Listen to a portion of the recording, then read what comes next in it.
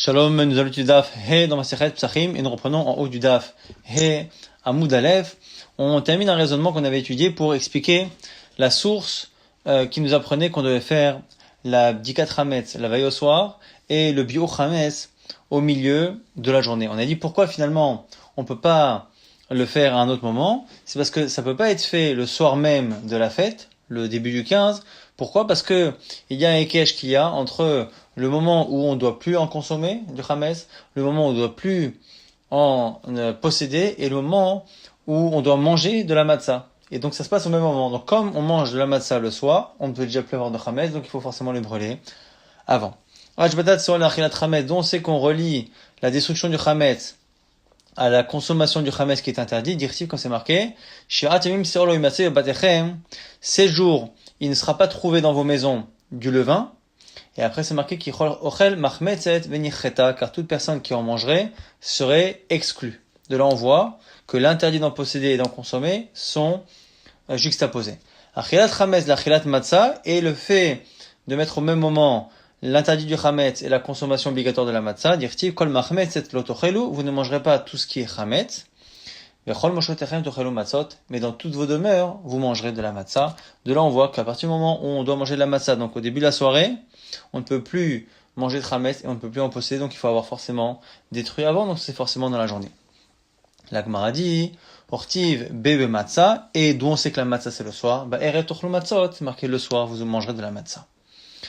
Maintenant, la Gemara pose une question. Ve'imal les rabot, les larba asar, les béo, la Gemara dit, mais qui nous dit que ce n'est pas pour nous faire brûler le Hametz déjà la veille au soir quand on fait la recherche?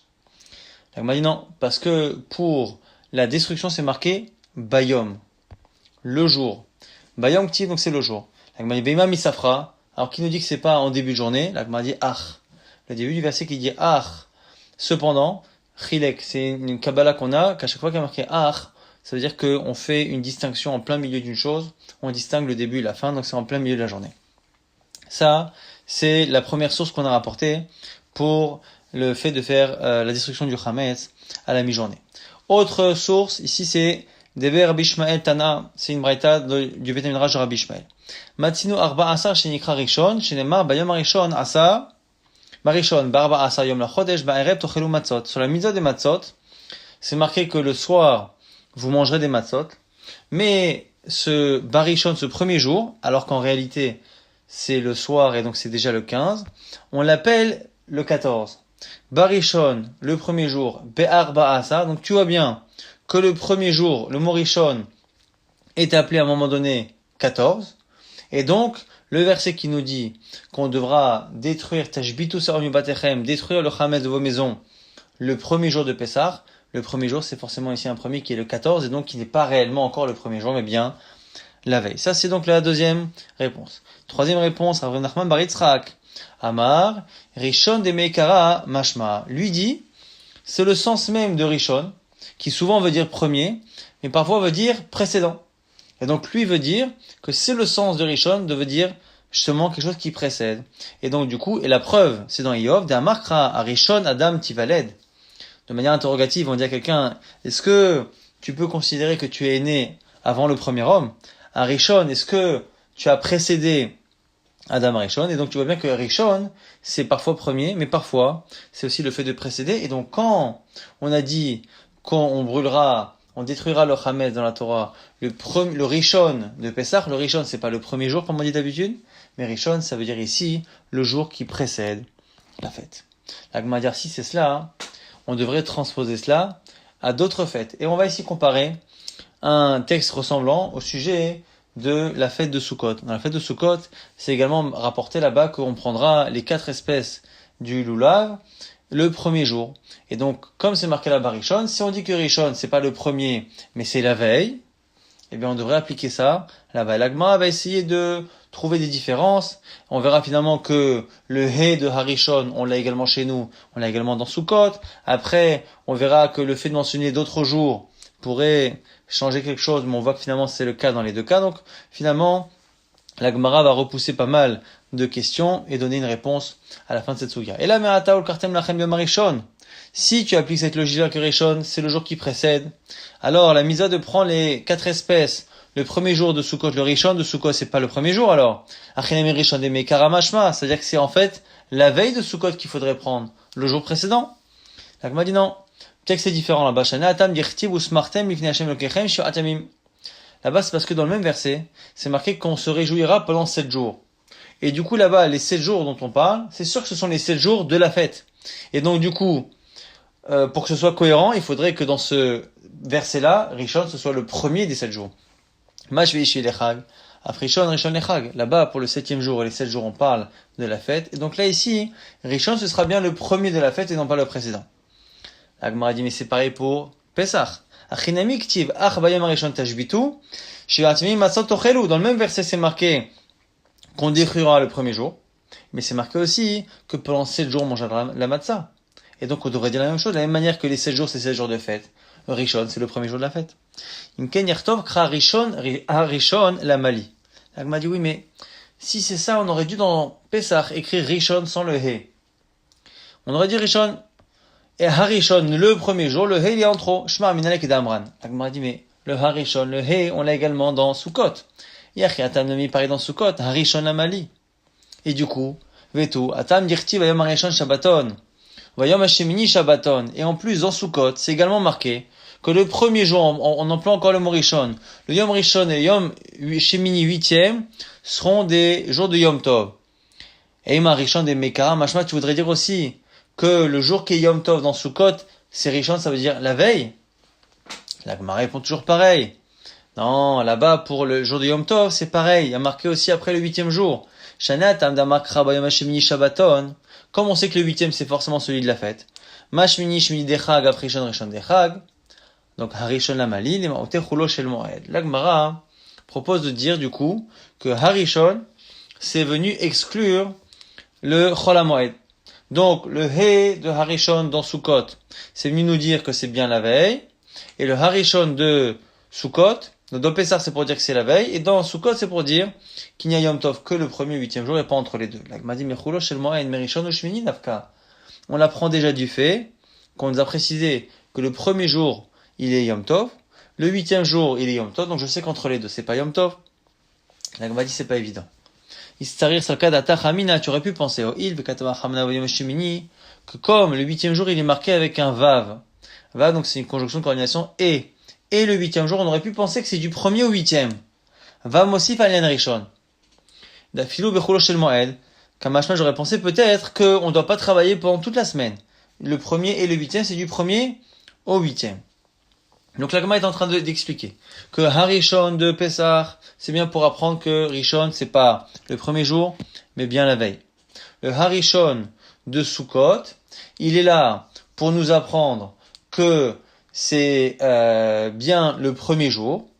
Et pourquoi on a besoin de ce He? Pour nous apprendre surtout qu'entre les premiers et 8e jours, il n'y a pas de Chag. Ah, mais pourquoi j'aurais pu penser que c'était le cas alors que c'est pas marqué dans la Torah? À cause du Vav. La Gemara dit, merci, c'est cela.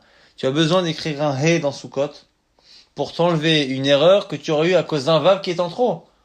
La Torah aurait mieux fait d'écrire ni le He pour ne pas avoir besoin d'écrire ne pas écrire le Vav pour pas avoir besoin d'écrire le He dans la suite. Velo lire Torah Chamana lo Vav, velo He, il fallait pas écrire ni le Vav de ou Bashemini le 8e jour pour ne pas avoir besoin d'écrire le premier qui exclut le faux pshat qu'on aurait fait.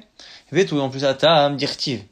C'est marqué Bayom Harishon Mikra Kodesh Yilachem au sujet de Pessah. Donc il y a un deuxième verset de Pessah qui cite le mot Rishon. Le premier jour, ce sera Mikra Kodesh, ce sera une fête.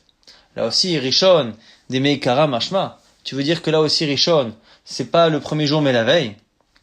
Donc on a ici un gros problème, c'est que finalement le terme Rishon est employé à 2 reprises dans Pessah et à 2 reprises dans Sukkot. Dans Sukkot, c'est marqué pour la mise d'Arba Minim et pour un Yom Tov. Et dans Pessah, c'est marqué pour la destruction du Chametz et pour le Yom Tov également, Mikra Kodesh Yilachem. Le seul problème, c'est que finalement, il y en a 3 sur 4 où Rishon, c'est vraiment le premier. Et il y en a 1 sur les 4, donc Pessah par rapport à la destruction, où c'est Rishon la veille. Et au final, quand on regarde, tout se ressemble. C'est toujours la même chose, il y a toujours marqué Bayom Harishon le premier jour, il y a souvent marqué après un 7e ou un 8e jour qui nous montre qu'on est bien en train de parler des jours de fête. Donc comment comprendre? La Gemara nous explique finalement qu'il faut mettre à part les 3 et celui de Biochamet. Et là, Neshlosha Rishon, Il y en a trois, ceux-là. On en a besoin pour utiliser une dracha de Rabbi Ishmael. Tana de Rabbi Ishmael, Bischar, Shlosha Rishon, Zachou li Shlosha Rishon. Par le mérite de trois mitzvot qui sont mentionnés avec le mot Rishon, eh bien, on a eu le mérite d'avoir trois choses qui sont appelées Rishon. La Chit Zaro Shel Esav, se débarrasser de la descendance de Esav. Les Binyan Bet Hamikdash, la construction du Bet Hamikdash, Velishmo Shel Mashiach, et le nom du Mashiach qui nous sauvera. Les Chit Zaro Shel Esav, dont on le sait, Yirti, Vayetza Rishon Admoni, Kulo Kader Etsear. La paracha Toldot, on a vu que Esav est appelé le Rishon, le premier. Harishon, donc on a une des mitzvahs qui nous donne le mérite de nous débarrasser de Esav. Ou le Binyan Bet Hamikdash, la construction du temple d'Irtiv, qui sait Kavod Marom Rishon Makom Mikdashenu. Le Bet Hamikdash est appelé qui sait Kavod, le trône de gloire ou de Kavod, Marom, qui est élevé, mais Rishon, il est appelé de Rishon. Donc on voit qu'il est appelé Rishon. Velishmo Shel Mashiach d'Irtiv, Rishon Letzion, Hine Hinam, Velishmo Yasareten. On annonce ici à Yerushalayim le Rishon Letzion, le premier, le chef de Tzion, qu'on appelle ici Rishon, donc le Mashiach, il s'appelle Rishon. Ça, c'est pour répondre, du coup, au fait que les Harishon, à chaque fois, sont à part pour cette dracha, et celui de la Biochametz est à part. Autre réponse pour expliquer pourquoi le Biochametz, c'est la mi-journée. Ravama Machal Lotashrit, Lotishrat Al-Chametz, Dam Zifri. C'est marqué dans Shemot, tu ne feras pas la shrita du Chametz, tu ne feras pas plutôt la shrita d'un sacrifice, Dam Zifri, sur du Chametz. Explication, Lotishrat Pesach, tu ne pourras pas faire le sacrifice du Korban Pesach, et va donner Chametz Kayam, tant que tu as du Chametz.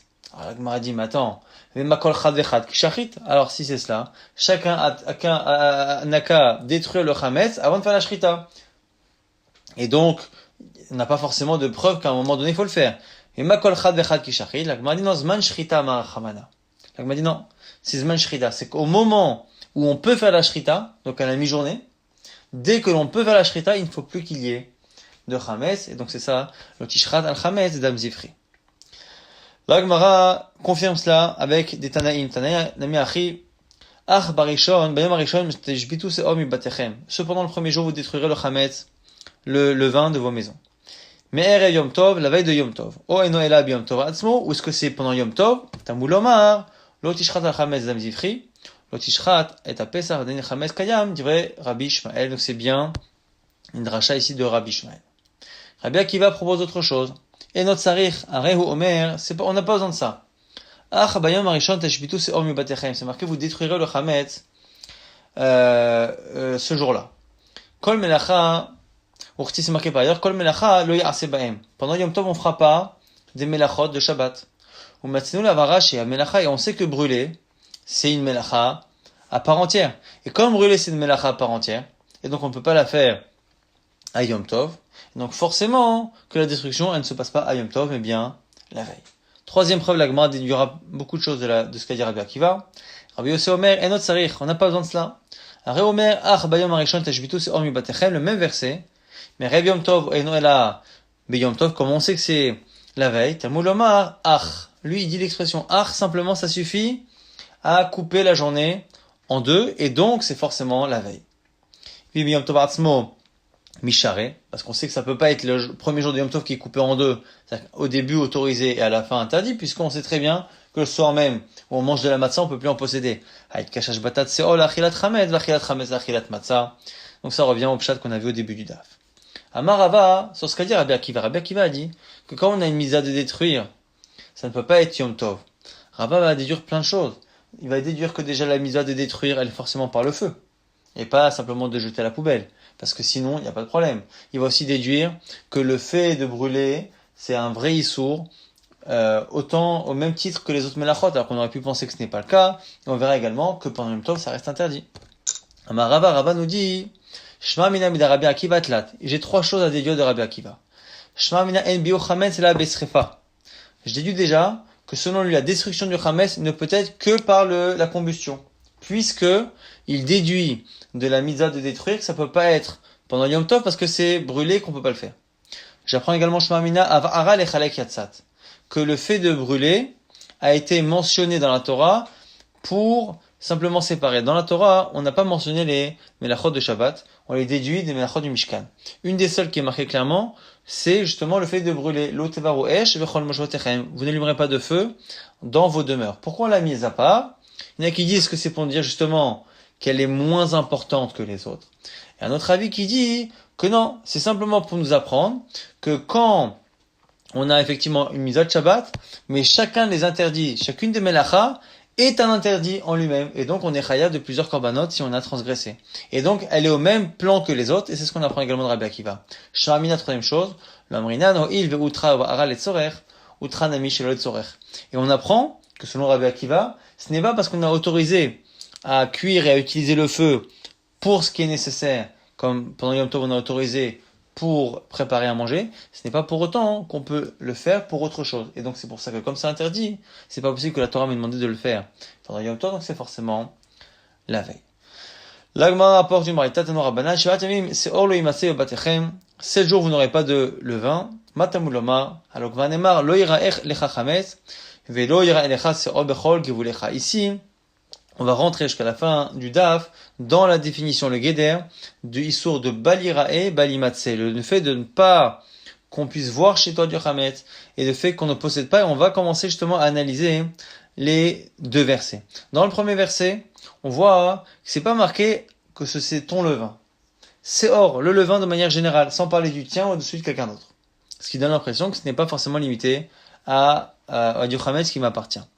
Marqué lo imatse, et on dit bevatechem dans vos demeures, dans vos maisons. Second verset, c'est marqué lo irae lecha. Il n'y aura pas à toi du chametz, et donc ça a l'air d'être typiquement le mien. Velo irae lecha, on répète une seconde fois, il faudra pas qu'on puisse voir chez toi du levain. Et là on dit bechol gevulecha. Et donc on étend. Ici c'est bechol gevulecha. Donc finalement le premier verset limite au niveau des maisons. Il dit que mes maisons, mais il dit pas toutes les frontières.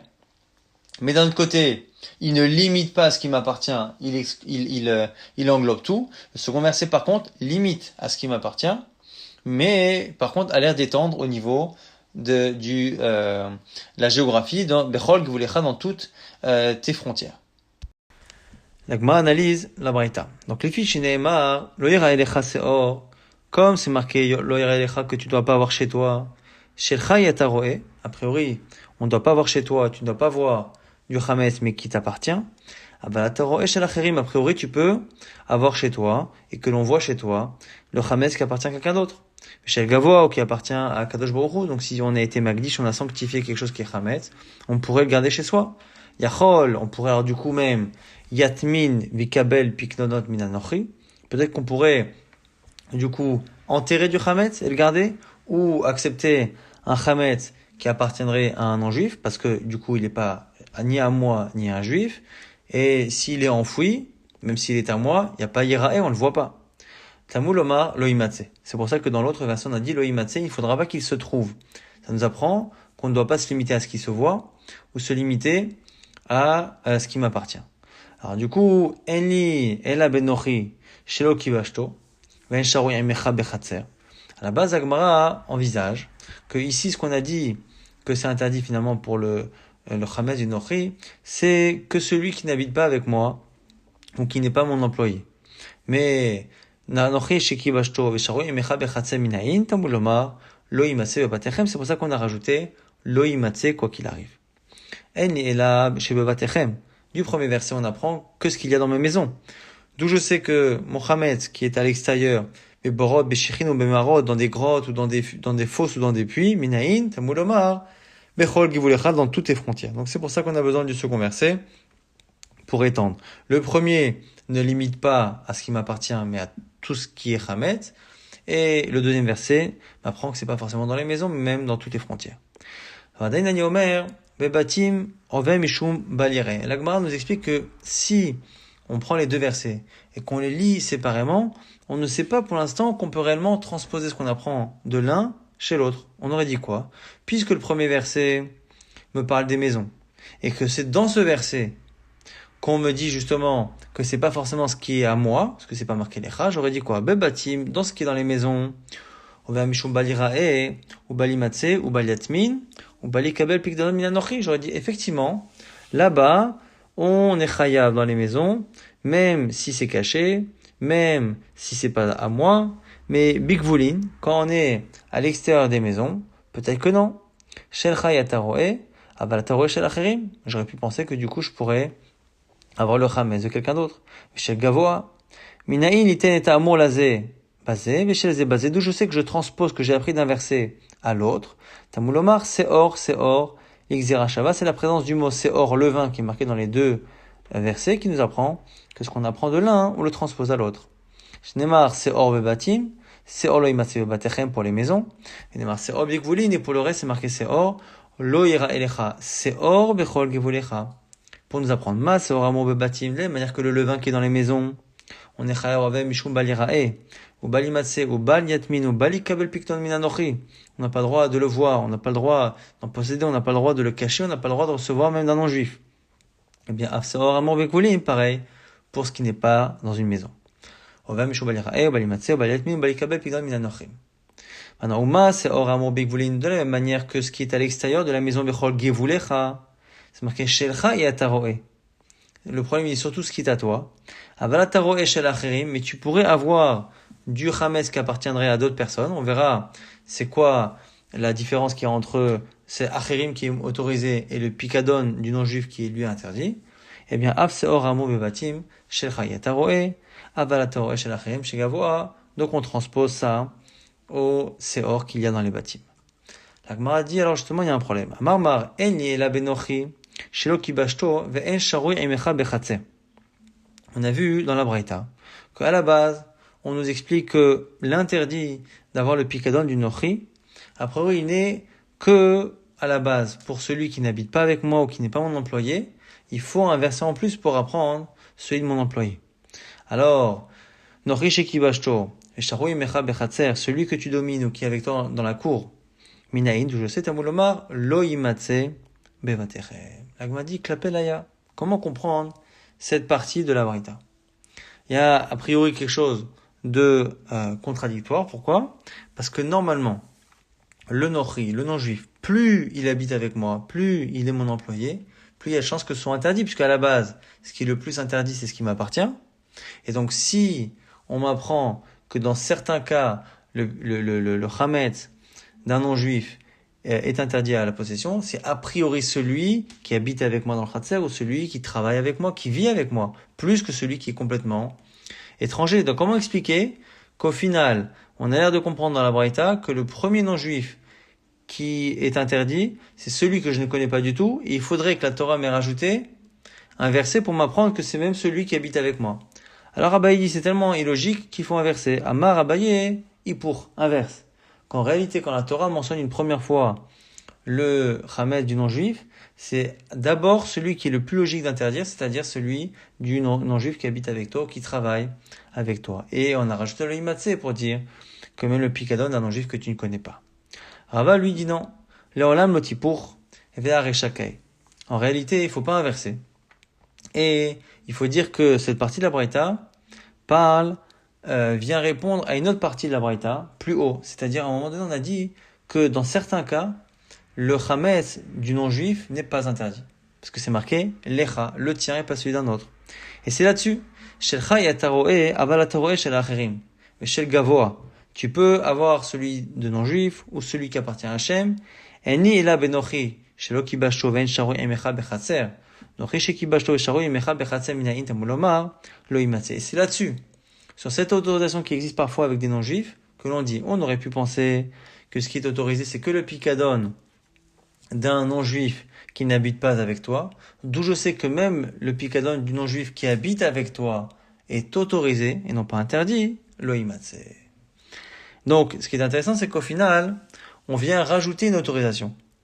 Le seul problème, c'est que on cherche un éther, une autorisation, c'est-à-dire que le picadon, le gage qu'un non-juif me donne, qui est du chametz, il est autorisé à garder, que le non-juif je le connaisse pas, ou que ce soit même un non-juif qui habite chez moi ou qui travaille avec moi. Et ça, on l'apprend d'où? D'où on sait que l'autorisation va jusque-là, grâce au verset qui dit « Lo yimatse », il ne sera pas trouvé du chametz chez toi. Or, le verset semble interdire, et nous, on arrive à en déduire une autorisation. C'est la question de la Gemara. Vea itana mihadar ahatera. Le Tana dont tu parles cherche une autorisation. Mais la sivlakra le isura, et il me rapporte un verset qui interdit. La Gemara dit mishum shelema lecha trezimne, parce que c'est marqué 2 fois dans la Torah. Lo yira elecha seor, velo yira elecha chametz, c'est marqué à 2 reprises. Et pourquoi c'est marqué on ne trouvera pas?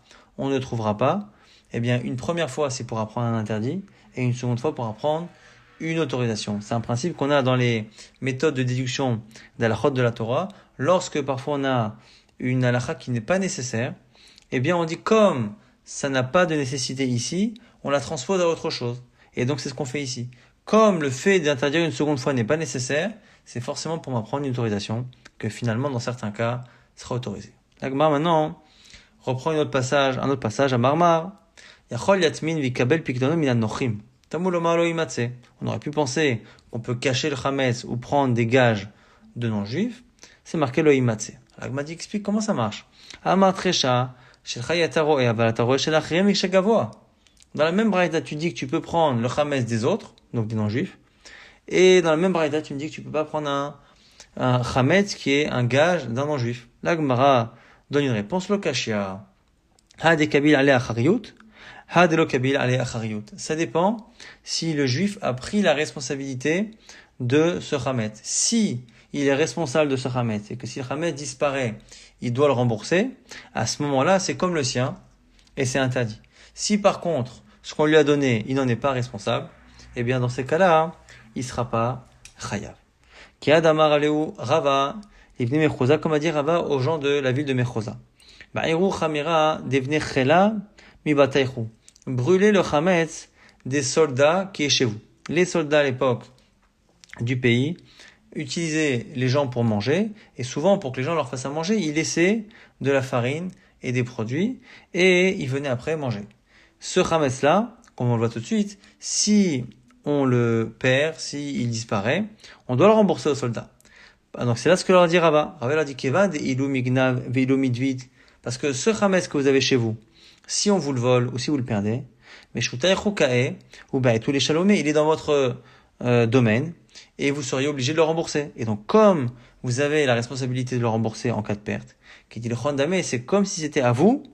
Et du coup, ve'asur, c'est interdit, ça s'appelle lo yirae lecha. Donc, on apprend ici finalement que le chametz du non-juif est interdit si j'en ai la responsabilité légale. Si j'en ai pas, eh bien, ce serait autorisé. C'est là-dessus qu'on aura dit il y a que ce qui est à toi ou ce sur quoi tu as une responsabilité sur laquelle tu payes, sinon non. L'Agma pose une question à Nichal et Mande Amar d'avoir agorem le mamon ke mamon damé. L'Agma dit je peux comprendre, c'est une marloquette. Il y en a qui disent que quelque chose qui n'est pas de l'argent, mais qui provoque une obligation ou un droit de l'argent, c'est comme de l'argent. Et donc du coup, quelque chose qui ne m'appartient pas, mais sur lequel j'ai une responsabilité, du coup c'est un peu comme s'il était à moi. Je peux comprendre. Et là, les mandés amar alaf ke mamon damé, mais sur celui qui n'est pas d'accord et qui pense que quelque chose qui n'est pas de l'argent ou qui n'est pas à moi, mais qui me donne des droits ou des devoirs financiers éventuellement dans le cas de tel ou tel accident, eh bien lui pense que ça s'appelle pas que c'est à moi quand même. Maïk alay mamar, comment comprendre? Agma dit non mais c'est spécial ici dans Chametz, Shaniacha, de Ama Loimatse. Ici c'est particulier parce qu'on a dit il ne faudra pas que l'on trouve chez toi, mashma finalement, que même si on pense qu'en général les conséquences financières ne font pas d'un objet ma propriété, dans le cas du Chametz c'est particulier, c'est assourd.